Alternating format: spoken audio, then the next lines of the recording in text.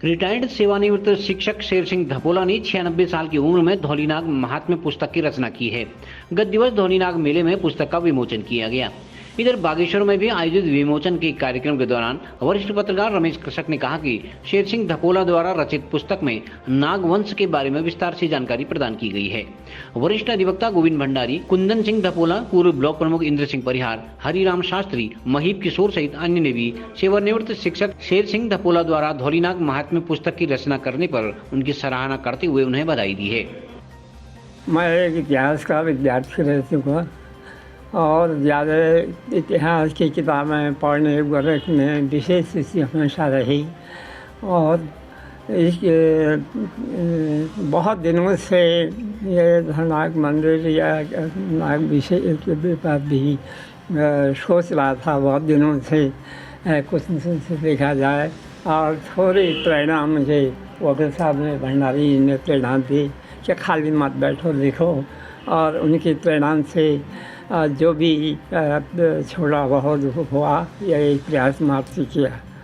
वैसे आप देखेंगे मैं कांडा जैसी प्राइवेट कॉलेज था तो शुरू से ही सामाजिक इस प्रकार के काम है। आपको ताज्जुब होगा 66 की एक ब्लॉक में योजना आई थी पानी की जिसमें 90% सरकारी वो था योगदान था।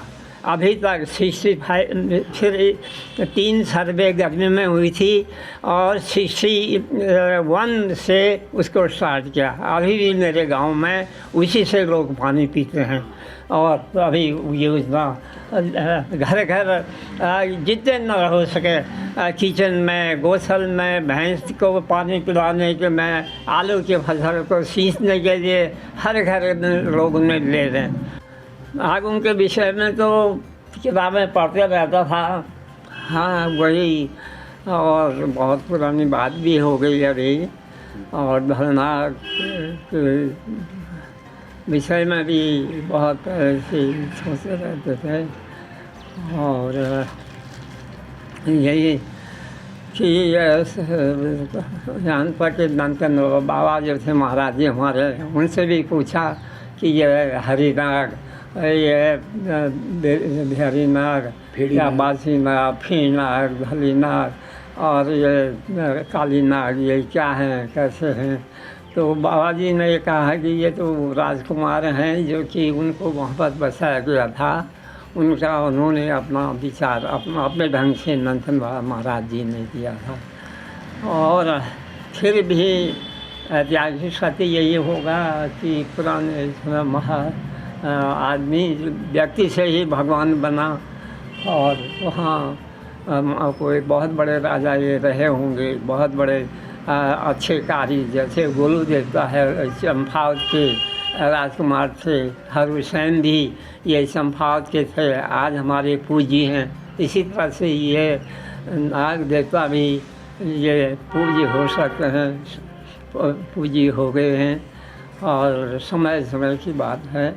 जी हाँ, धौलीनाग में सबसे पहले मैं जब कांडा में सन 86 में गया पहली बार तो हमारे बुजुर्ग गुलाब राम जी थे, उनसे बातें होती रहती थी मेरी और रिश्ते में ससुर थे मेरे।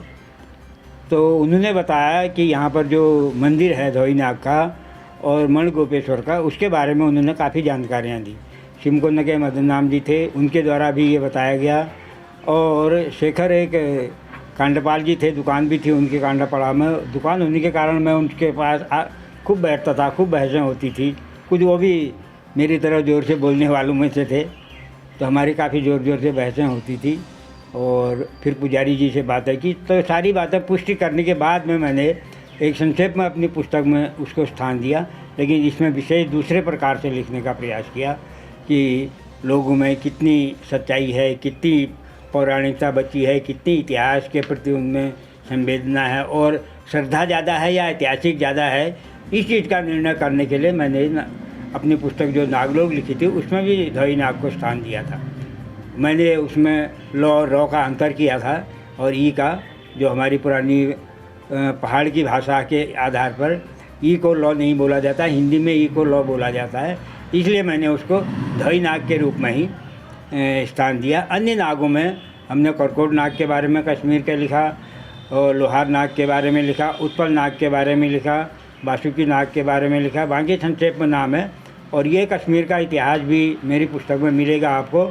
उत्पल नाग और करकोट नाग और लोहार नागों के राज्य रहे, जिनमें सबसे बड़ी महारानी दिद्दा रही, जिसको यानी कि कई वर्षों तक वो संरक्षक भी रही। सबसे पहले तो मैं गुरुजी को, जैसा कि अभी इंदर परियार जी ने भी बताया, इनको बधाई दूंगा। 96 साल की उम्र में इन्होंने, जिनकी हम लगातार पूजा करते थे, बचपन से हम देखते आए हैं, राखा जाता है और हम मंदिर में मेले में जाते हैं रात की पंचमी, दिन की पंचमी, लेकिन गुरुजी ने उसके महात्म्य को लोगों को प्रकट करा दिया। सबसे बड़ी बात यह है कि उन्होंने धौलीनाग पर आज तक कोई पुस्तक हमारी स्पेशली कहीं पर नहीं थी, पहली पुस्तक है ये धौलीनाग पर है। जैसा कि अभी ये बताया गया धौलीनाग के बारे में, ये नाग देवता जो ये सर्प नहीं थे बल्कि नाग जाति थी, प्रजाति थी, जिनको कि एक मतलब जो राज भी बड़े ये रणबांकुरे थे। तो उसके बाद उसमें जो धौलीनाग के बारे में ये कहा गया, उसमें जैसा कि आपको बताएं कि ये जंगल था और इस जंगल में वो एक राजा रहते थे जिनका राज्य लुट गया था और वो आए थे। तो उनके दुश्मनों ने या और लोगों ने या भीषण आग लगने से जंगल में आग लग गई, चारों ओर आग लग गई। और उसके बाद वो एक पेड़ जो बांज का पेड़ है वो आज भी वहाँ पर मौजूद है, उस पेड़ के ऊपर चढ़े और उन्होंने पहले कांटा कन्याल की ओर आवाज़ दी, फिर धपोला सेरा की ओर आवाज़ दी और वो ढपटी की ओर आवाज़ दी, नाकुरी की ओर भी। लेकिन और लोगों ने उनकी कूट भाषा को नहीं समझ पाए, लेकिन वो हमारे मणगोपेश्वर और ये के भूल लोग जो हैं वो ऊंचाई पर हैं, क्योंकि आप धौलीनाग से सीधी आवाज़ जाएगी तो सुनाई, तो उनको सुनाई थी। और अपना राखा लेकर सीधे धपोला सेरा आए, धपोला लोगों के साथ मतलब ऐसे जाकर उन्होंने वहाँ मंदिर में जाकर धौलीनाग जी की रक्षा की। तब से धौलीनाग जी हमारे क्षेत्र के इष्ट देवता के रूप में पूजे जाते हैं, जहाँ खीर का भोग लगता है। वहाँ दो विशेषताएं बहुत बड़ी हैं। मेरी ये रमेश पांडे कृषक साहब से भी वार्ता हुई तो उसमें सबसे बड़ी बात है, उसमें एक ओखल बना हुआ है। आप जाएंगे मंदिर के बाहर एक ओखली, हमने गुरुजी से पूछा ये ओखली क्यों है, तो इन्होंने कहा कि वो कांटे कन्याल वालों की ज़मीन थी।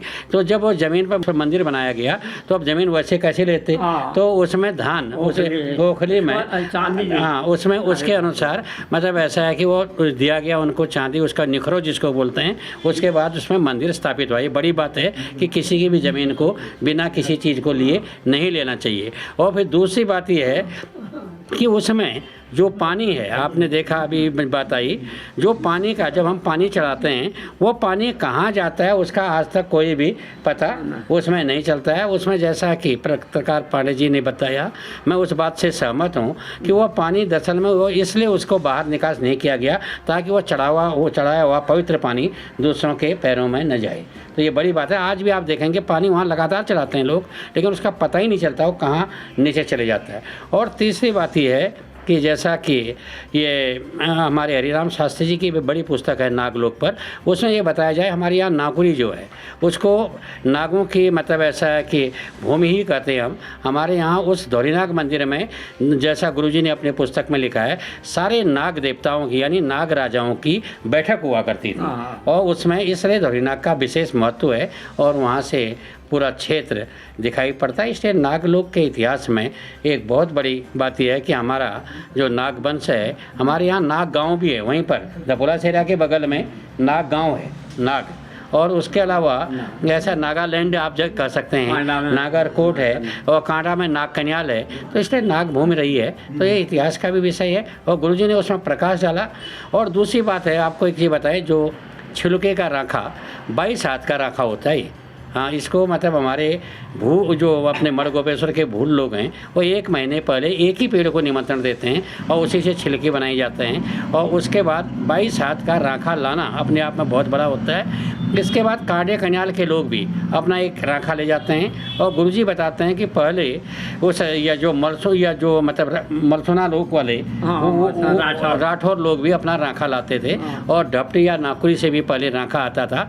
तो मैं ये समझता हूँ, मेरा इसमें अभिमत ये है कि उसमें कितनी सच्चाई है, क्योंकि उन दिनों बिजली तो थी नहीं न ये था, तो राखे का ही उपयोग हमारे गांव में होता था कहीं जाने के लिए भी। और तो ये है, और रात भर वो राखा जलता था और आज भी वो परंपरा विद्यमान विद्यमान है। वो राखा, हमारा जो राखा है, मेला समाप्त हो जाता है लेकिन वो रात भर जलता रहता है, दूसरे दिन तक भी जलता है। वो हमारे लिए एक पूज्य, हमारा मतलब ऐसा है कि ये एक ज्योतिपुंज के रूप में काम आता है। CCN न्यूज के लिए ब्यूरो रिपोर्ट बागेश्वर।